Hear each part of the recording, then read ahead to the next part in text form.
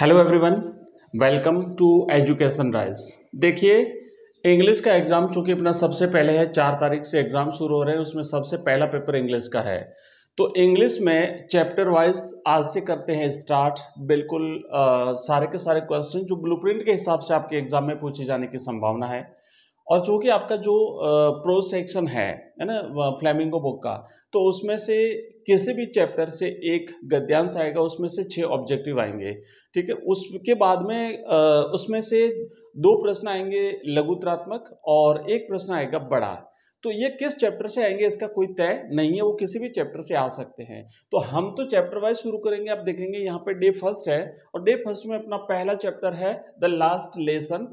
और इस last lesson से अकॉर्डिंग टू ब्लूप्रिंट हम कंप्लीटली तैयारी करनी स्टार्ट कर रहे हैं। तो इसमें ऑब्जेक्टिव टाइप के भी करेंगे, साथ ही साथ इसमें जो प्रश्न है लघुत्रात्मक छोटे बड़े वो भी करेंगे।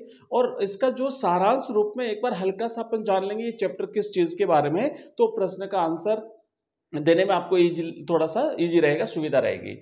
तो आइए करते हैं स्टार्ट और एक एक करके आपको आंसर देते जाना है जो जो प्रश्न का आंसर आपको आता है। हल्का सा थोड़ा सा जान लेते हैं, बिल्कुल जस्ट ओनली 1 मिनट में इसकी समरी जो है लेसन की उसके बारे में जान लेते हैं। और ये लेसन कैसे लिखा गया, किसने लिखा, कहाँ पे लिखा, क्या परिस्थितियाँ थी, उसके बारे में।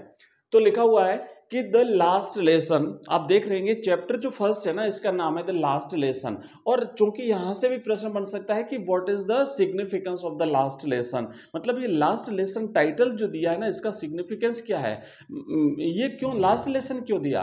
तो एक्चुअली ये फ्रेंच भाषा का अंतिम अध्याय था जो एम हैमेल के द्वारा बच्चों को दिया गया था, इसलिए नाम था इसका लास्ट लेसन।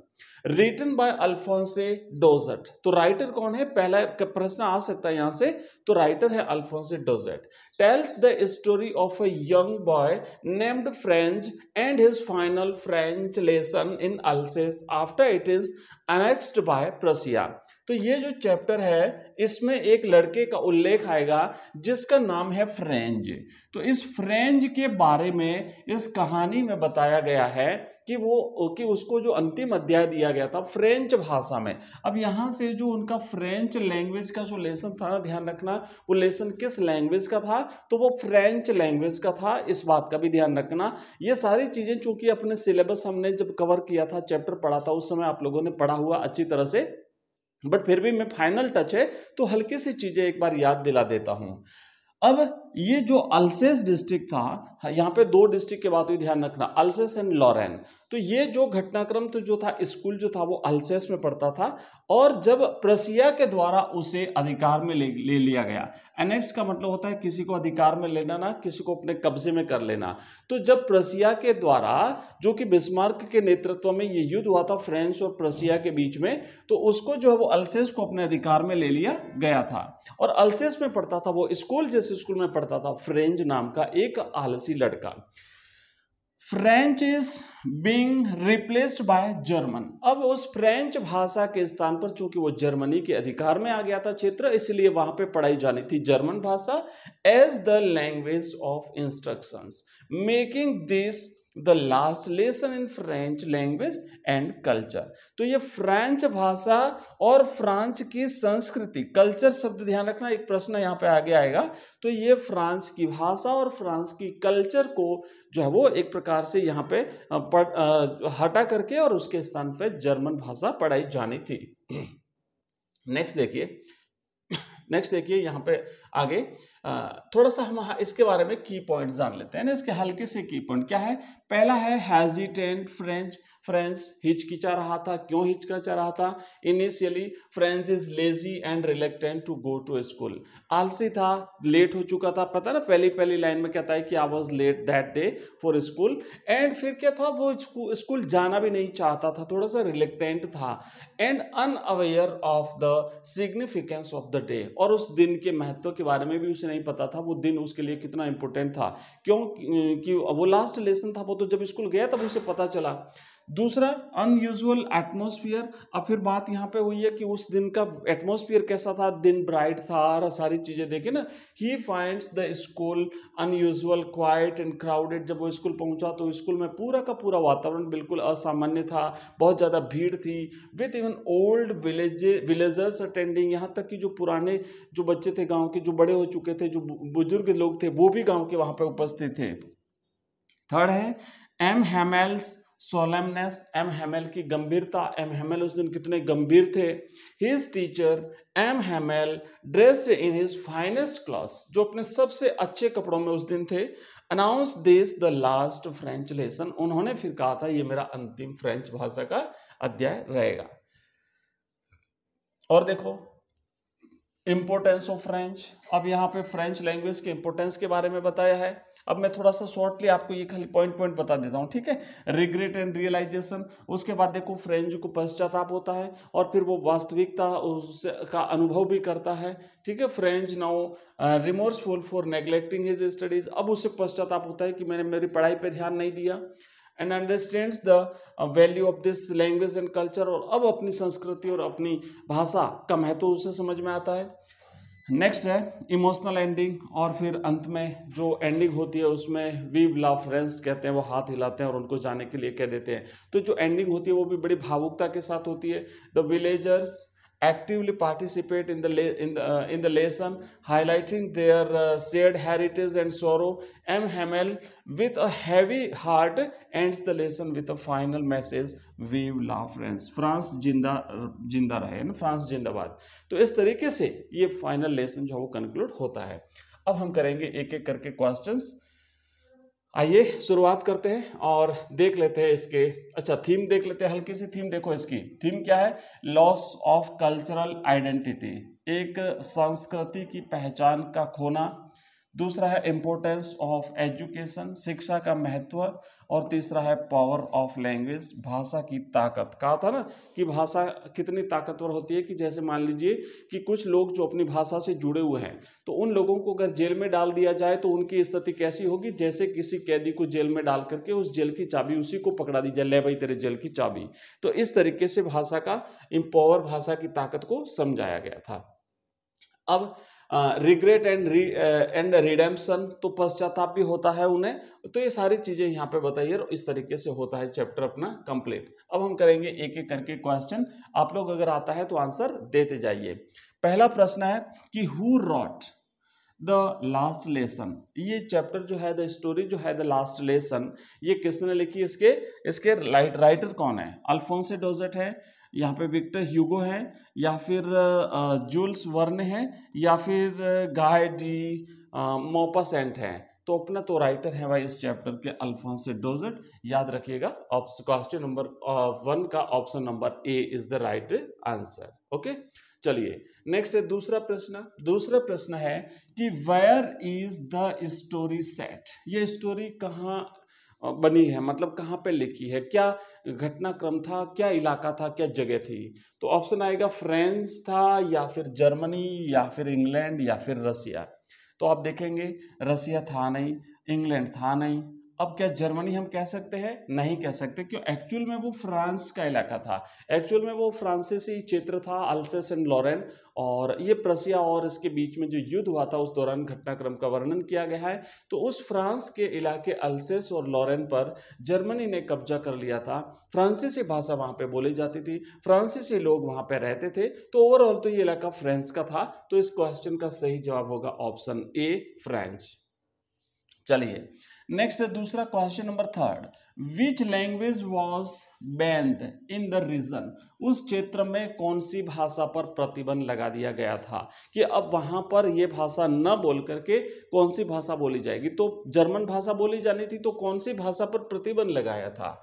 जर्मन भाषा पर, इंग्लिश पर, फ्रेंच पर, या फिर स्पेनिश पर? तो देखो भाई, जो फ्रांसीसी भाषा वहां पे बोली जाती थी उस फ्रांसीसी भाषा पर प्रतिबंध लगा दिया गया था, और नेक्स्ट डे से उन्हें जर्मन भाषा पढ़ाई जानी थी। तो राइट आंसर क्या है? किस पर बैन लगाया था? फ्रेंच भाषा पर बैन लगाया गया था।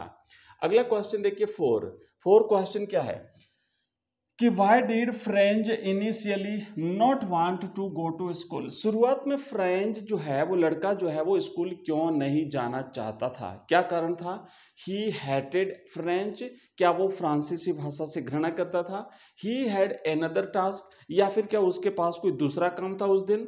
नंबर थर्ड है कि ही डिसलाइक्ड एम हैमेल, या फिर वो एम हैमेल को पसंद नहीं करता था इसलिए नहीं जाना चाहता था? या फिर he thought there would be a test, या फिर उसने सोचा कि आज क्लास में टेस्ट होगा, क्योंकि एम हैमेल ने कहा था कि तुम्हें पार्टिसिपल्स पर क्वेश्चंस पूछे जाएंगे, तो इसलिए नहीं जाना चाहता था। तो करेक्ट आंसर है डी। याद रखिएगा कि उन्हें पार्टिसिपल्स पर प्रश्न पूछे जाने थे, एम हैमेल ने कहा था, और फ्रेंच कहता है कि मुझे उसके बारे में एक सिंगल वर्ड भी याद नहीं था, यानी मुझे कुछ भी याद नहीं है। तो इसलिए पहली जो स्थिति थी इसको स्कूल नहीं जाने की वो ये थी। दूसरे और कारण क्या क्या थे अगर पूछा जाता है तो ध्यान रखना, दूसरे कारण ये थे कि उस दिन जो है वो दिन बड़ा ब्राइट था, वार्म था, है ना, आसमान जो है ना, स्काई जो है वो बिल्कुल क्लियर था। साथ ही साथ जो सोल्जर्स थे, जर्मन जो सोल्जर्स थे वो वहाँ पे ड्रिलिंग कर रहे थे, अपनी अपनी अभ्यास कर रहे थे ओपन फील्ड्स में, और साथ ही साथ जंगल के किनारे पक्षी चहचहा रहे थे।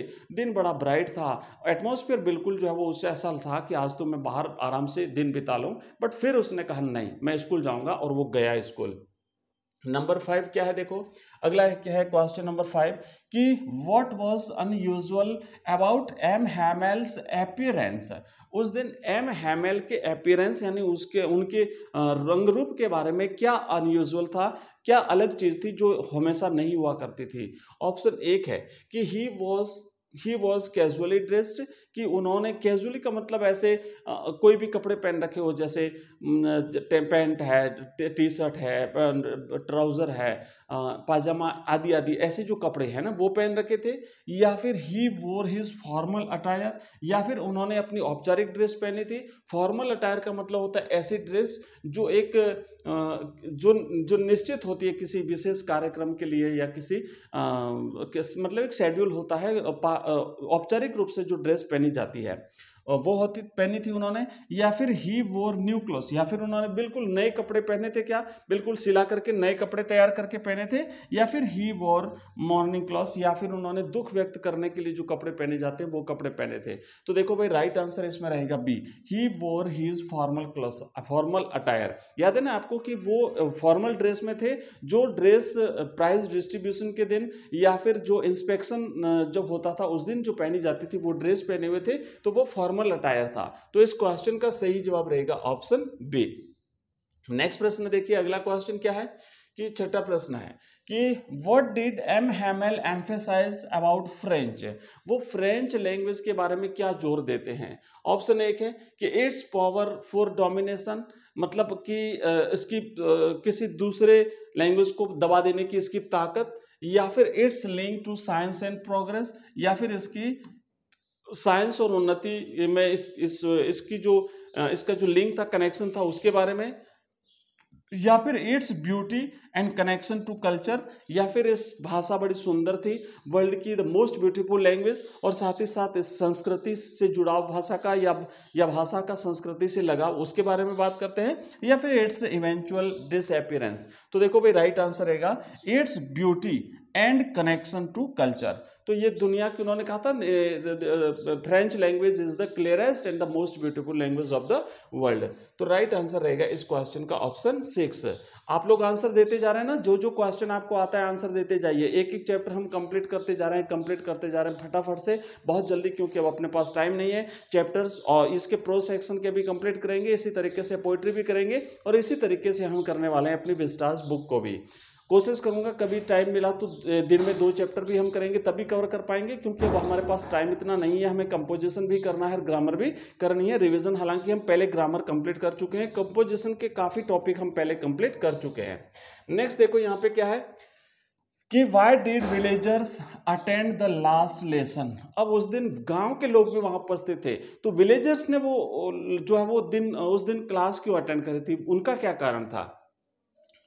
To mock the M. Hamel, to learn French one last time, to support the German regime and to attend a special ceremony. तो भाई कारण ये था कि अब लास्ट डे था ना, तो चलो कम से कम इतने दिन हमने हमारी लैंग्वेज फ्रेंच नहीं पढ़ी, तो आज तो अंतिम अवसर है हमारे पास पढ़ने के लिए, आज तो पढ़ लें। तो इसीलिए वो गए थे स्कूल, और साथ ही साथ वो जो अपना टीचर थे एम हेमेल, उनके प्रति अपना सम्मान प्रकट करने के लिए भी गए थे। ठीक है, आगे बढ़ते हैं।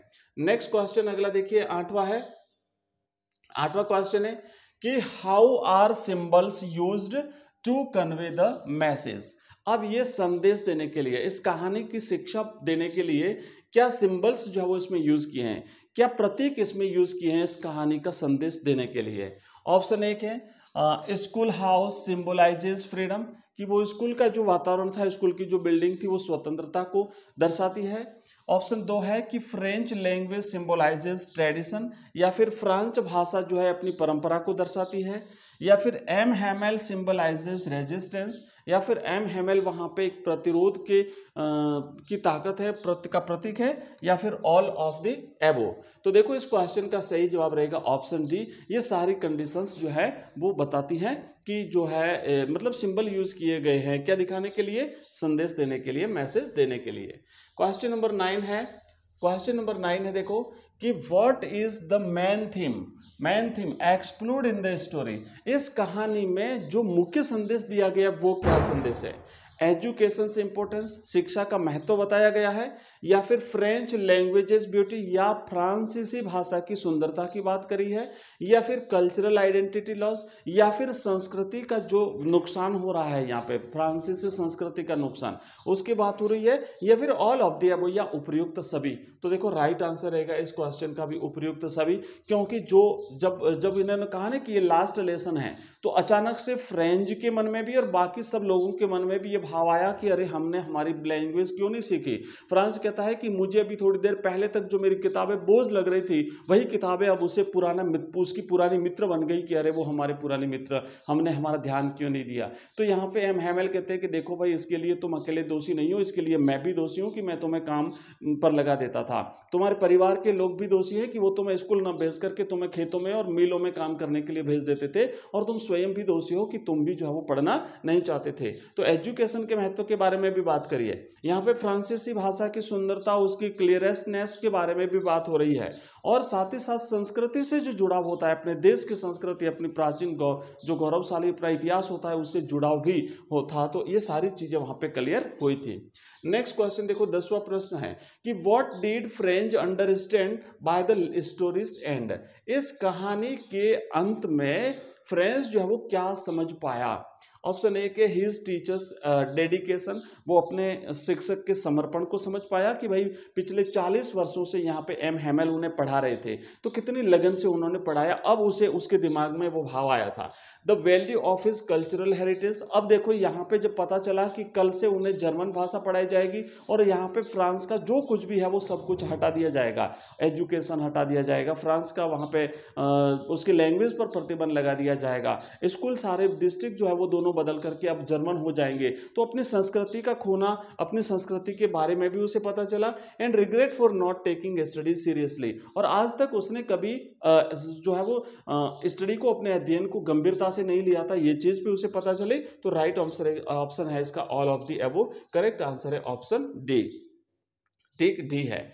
नेक्स्ट देखिए अगला क्वेश्चन क्या है, in which country is the story set, ये कहां पे बनी हुई है, तो ये फ्रेंच में बनी हुई है। ठीक है, अब देखो बच्चों बहुत सारे क्वेश्चंस हैं, तो एक काम करते हैं, मैं आपको लास्ट जो इसके लघुत्रात्मक प्रश्न है वहां पे ले चलता हूं, वो प्रश्न कैसे हैं, किस तरीके से पूछे जाएंगे, क्योंकि ये बहुत ज़्यादा है क्वेश्चंस, तो ये अपन आज तो नहीं कर पाएंगे, नेक्स्ट कभी टाइम मिलेगा तो इन्हें जरूर कर लेंगे। अब देखिए बड़े प्रश्न कैसे आएंगे, तो यहाँ पे देखो आप हम करेंगे यहाँ पे, हाँ ये क्वेश्चन देख लेते हैं, 20वां क्वेश्चन देख लेते हैं। देखो क्या लिखा हुआ है कि describe the background in which the last lesson of Alphonse Daudet has been set।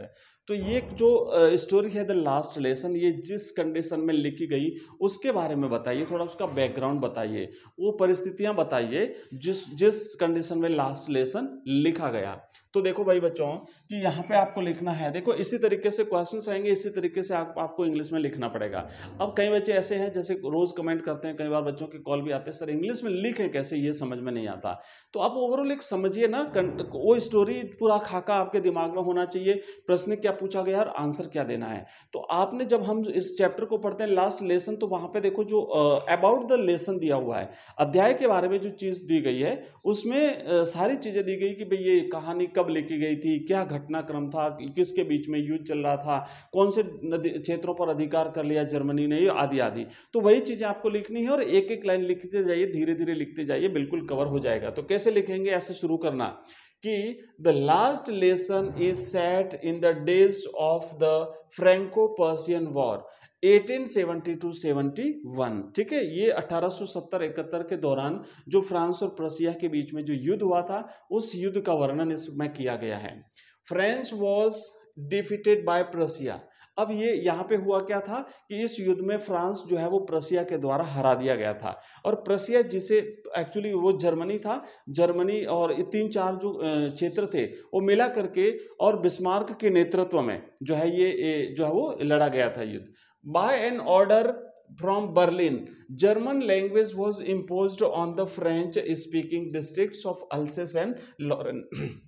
अब घटनाक्रम क्या हुआ था कि इस युद्ध में जब फ्रांस की हार हुई तो बर्लिन जो कि जर्मनी की राजधानी थी, वहां से एक ऑर्डर प्रसारित हुआ था कि इन दोनों डिस्ट्रिक्ट्स में अब जर्मन भाषा पढ़ाई जाएगी। तो ये भी आपको लिखना है कि एक ऑर्डर पारित हुआ था, और वो ऑर्डर बुलेटिन बोर्ड पे आपने देखा, जब फ्रेंच स्कूल जा रहा था तो काफी लोगों की भीड़ थी, और उस वो भीड़ जो पढ़ रही थी, तो फ्रेंच कहता है ना कि पिछले 2 वर्षों से हमारी सारी बैड न्यूज जो है वो यहीं से मिले थे। The last lesson describes how a teacher in Alsace M. Hamel, his students and the villagers react to this shocking news। अब इस कहानी में यह बताया गया है कि वो जो न्यूज आती है तो उसके बाद में उस गांव के बच्चे और साथ ही साथ उसके टीचर एम हैमेल और गांव के जो विलेजर्स हैं, बूढ़े जो बड़े लोग हैं, वो सभी किस तरीके से रिएक्ट करते हैं, किस तरीके से प्रतिक्रिया देते हैं। इस सारी घटनाओं का वर्णन इस चैप्टर द लास्ट लेसन में किया गया है। तो ऐसे आपको आंसर लिखना है। आइए नेक्स्ट क्वेश्चन की तरफ बढ़ते हैं। अगला देखो प्रश्न क्या लिखा हुआ है।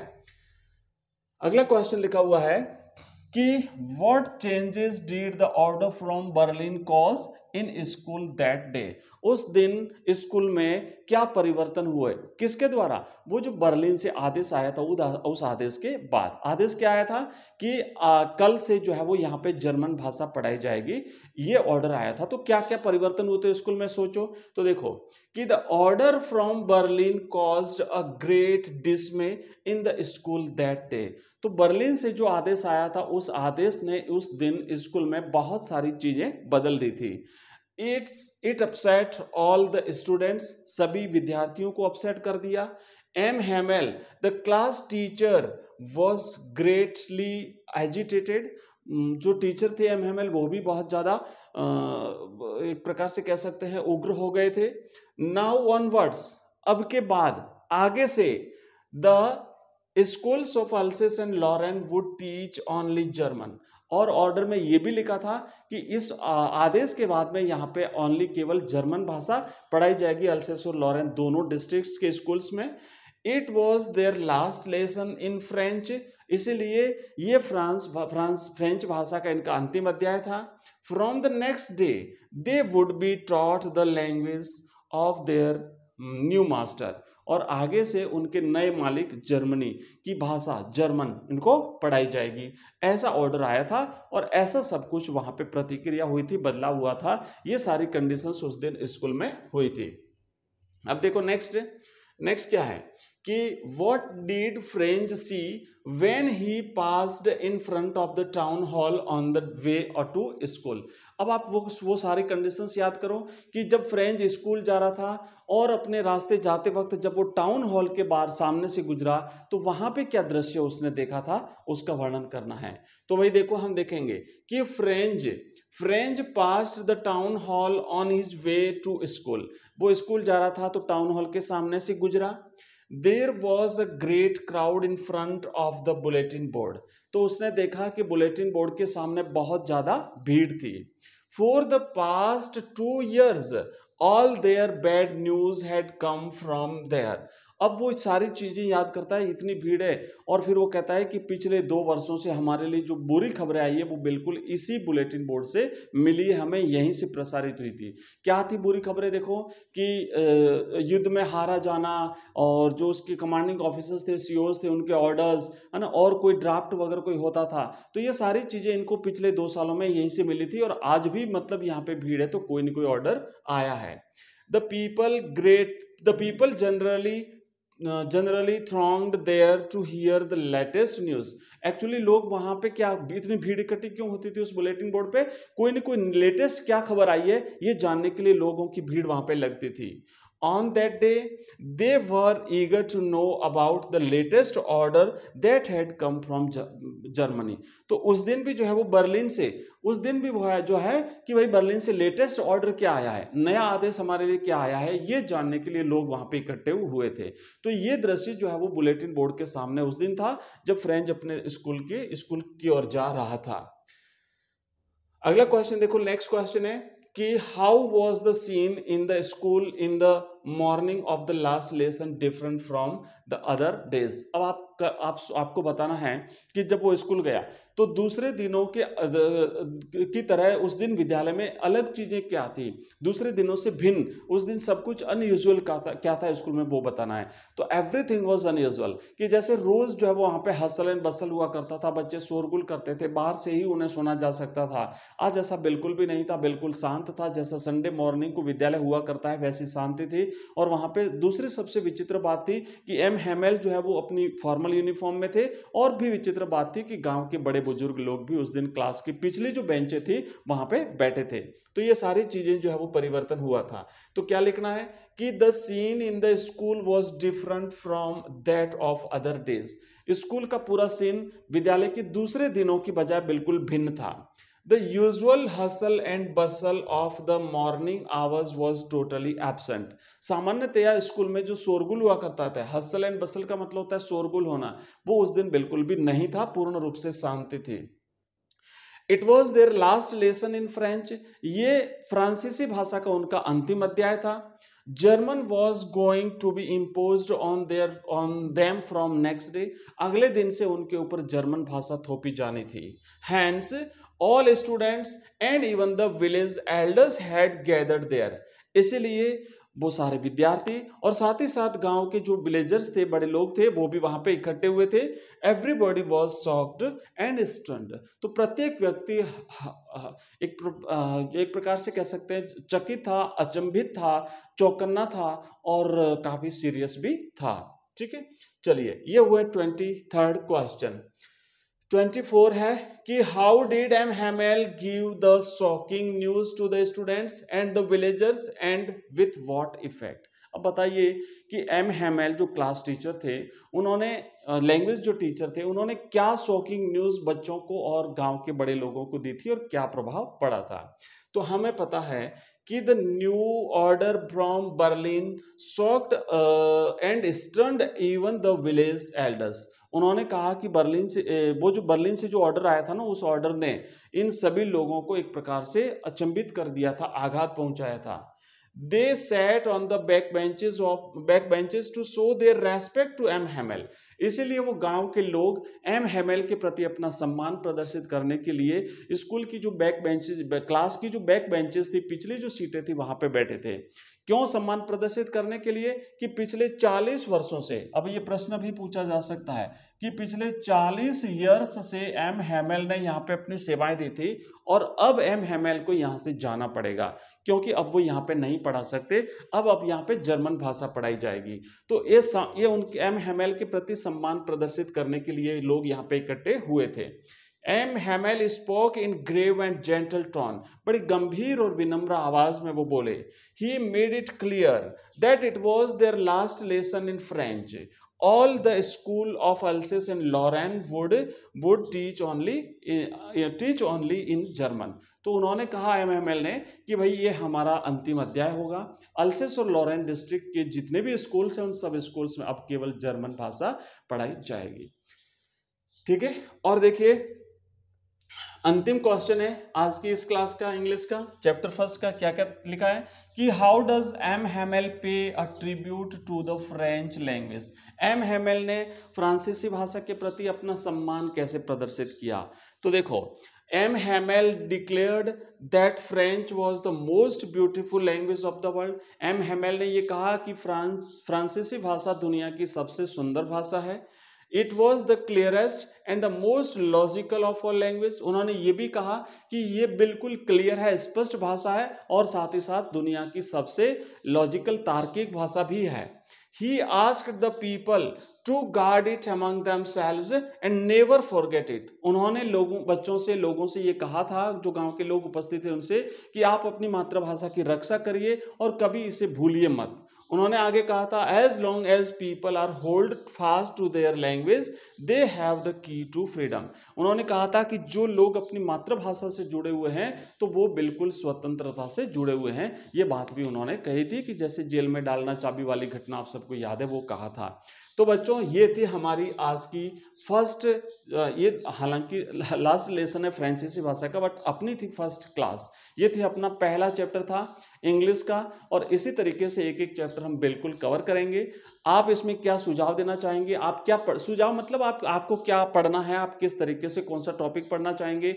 मैं यहाँ पे एवरीडे पर दिन हम एक एक चैप्टर इस तरीके से कंप्लीट करेंगे। आपका सारा का सारा कोर्स एग्जाम से पहले बिल्कुल कंप्लीट करवाने की मैं पूरी कोशिश करूँगा। आप लोग लगातार पढ़ते रहिए, और ये जो हम ऑब्जेक्टिव टाइप के जो क्वेश्चंस करेंगे, है ना, इसके बाद इस प्रकार के बड़े क्वेश्चंस भी करेंगे। थोड़ा सा एग्जाम जो चैप्टर होता है उसके बारे में हल्का सा अपन जानेंगे, समझे, ताकि एक बार आपका रिवाइज हो जाएगा पूरा। आपको दिमाग में जो चीज़ें विस्मृत हो जाती है, अगर आप टाइमली रिवीजन नहीं कर पाते हैं तो वो एक रिवीजन भी हल्का सा अपना हो जाएगा। ठीक है, तो ऐसे करके हम सारा का सारा ही चैप्टर्स कवर करेंगे। अब मैं आपको बता दूं कि इसका क्या हुआ है कि हमने एक प्लेलिस्ट बनाई है ना। इसकी मैं एक प्लेलिस्ट बना देता हूं, ठीक है, प्लेलिस्ट। तो ये प्लेलिस्ट में आपको जो है ना, ये सारे जो चैप्टर हैं इस प्लेलिस्ट में चैप्टर फर्स्ट से लेकर के और सारे के सारे चैप्टर्स आपको मिल जाएंगे। ठीक है, क्योंकि ये तो फर्स्ट है, और आने वाले जो सारे चैप्टर्स हैं इस रिवीजन क्लास के, इस कैप्सूल सीरीज के, वो सारे के सारे इसी प्लेलिस्ट में आपको मिल जाएंगे। इसके अलावा हमारे कंप्लीट कोर्सेज भी हैं, जैसे हिंदी कंपलसरी का हमारा कंप्लीट कोर्स है, इसी तरीके से इंग्लिश कंपलसरी का हमारा पूरा कोर्स है। ये कोर्स ओनली 99 रुपए के हैं। एक कोर्स जिसमें इसके नोट्स पीडीएफ के रूप में मिलेंगे आपको, वहाँ पे वीडियोस भी मिलेगा, और एमसीक्यूज टाइप के क्वेश्चंस हैं, ऑब्जेक्टिव प्रश्न, टेस्ट सीरीज भी हैं। ठीक है, ये ओवरऑल क्लास जिसमें कंपोजिशन, हिंदी में ग्रामर, सब कुछ यहाँ पे शामिल किया हुआ है। इसके अलावा अगर आप आर्ट्स के स्टूडेंट हैं तो हमारे पास ज्योग्राफी का कोर्स है, हिस्ट्री का कोर्स है, पॉलिटिकल साइंस का हमारा कोर्स है। साथ ही साथ ये जो सब्जेक्ट है इनके कंप्लीट कोर्सेज भी हैं, और ओनली अगर आप नोट्स चाहते हैं तो केवल 11 रुपए में हम नोट्स भी अवेलेबल कराते हैं। ये सारी चीजें आपको हमारे इस ऐप में मिलेगी। आप देख रहे हैं ये लोगो जो आपको दिखाई दे रहा है, ये हमारा ऐप है, एजुकेशन राइज नाम से है, EDUCATION, एजुकेशन राइज, RISE। ये प्ले स्टोर से आप डाउनलोड कर सकते हैं, और अगर प्ले स्टोर पे आपको वैसे मिल जाएगा अगर राइट स्पेलिंग आप लिखते हैं तो, और या फिर आप हमारा नंबर नोट कर लीजिए 9079622989। इस नंबर पे आप हमें व्हाट्सएप मैसेज करेंगे तो आपको हमारे ऐप की लिंक मिल जाएगी, हमारे कोर्सेज की लिंक मिल जाएगी, प्लेलिस्ट की लिंक मिल जाएगी आपको, हमारे व्हाट्सएप ग्रुप, टेलीग्राम चैनल, सबकी लिंक मिल जाएगी। आप हमारा व्हाट्सएप ग्रुप ज्वाइन कर सकते हैं, जहां पे हमारी जो लाइव क्लासेस होती हैं वो लाइव क्लासेस हम आपके साथ उसके लिंक शेयर करेंगे, और बाकी हमारी जो रेगुलर क्लासें होती है वो भी आपको मिल जाएगी। हमारी जो रेगुलर क्लासें मैं थोड़ा सा आपको बता देता हूं। रेगुलर क्लास का हमारा टाइमिंग इस तरीके से रहता है, रेगुलर क्लास का हमारा टाइमिंग इस तरीके से रहता है कि सुबह जल्दी में आपको 5:30 बजे जो है वो अर्ली इन द मॉर्निंग आपको हिंदी कंपलसरी की क्लास मिलती है। हिंदी अनिवार्य की अपनी क्लास होती है। उसमें भी हम चैप्टर वाइज एक एक चैप्टर जैसे इंग्लिश में भी पढ़ा उसी तरीके से पढ़ते जा रहे हैं। हालांकि उसमें हमने काफ़ी चैप्टर्स पढ़ लिए हैं, उसकी भी प्लेलिस्ट बनी हुई है, सारी आपको प्लेलिस्ट में मिल जाएगा। इसके अलावा मैं आपको बता देता हूँ कि हमारे 7 बजे जो है वो इंग्लिश की क्लास आती है एवरीडे 7 बजे इंग्लिश कंपलसरी की। फिर शाम को 6:30 बजे अपनी जो है वो हिंदी साहित्य की क्लास आती है। तो या तो हिंदी साहित्य या फिर वहाँ पे जो है वो हिस्ट्री इतिहास, ये दोनों में से एक क्लास एवरीडे वहाँ पे रहती है। ठीक है, उसके बाद फिर 7 बजे अपनी होती है राजनीति विज्ञान की लाइव क्लास होती है। और 8:30 बजे जो है वो जियोग्राफी की अपनी लाइव क्लास जो है वो होती है। तो ये क्लासेस का टाइम रहता है। ठीक है, इसी तरीके से हम आपके बिल्कुल एग्जाम तक लगातार आपकी हेल्प करते रहेंगे। मिलते हैं अगले क्लास में, तब तक के लिए जय हिंद, जय Bharat. Thank you very much.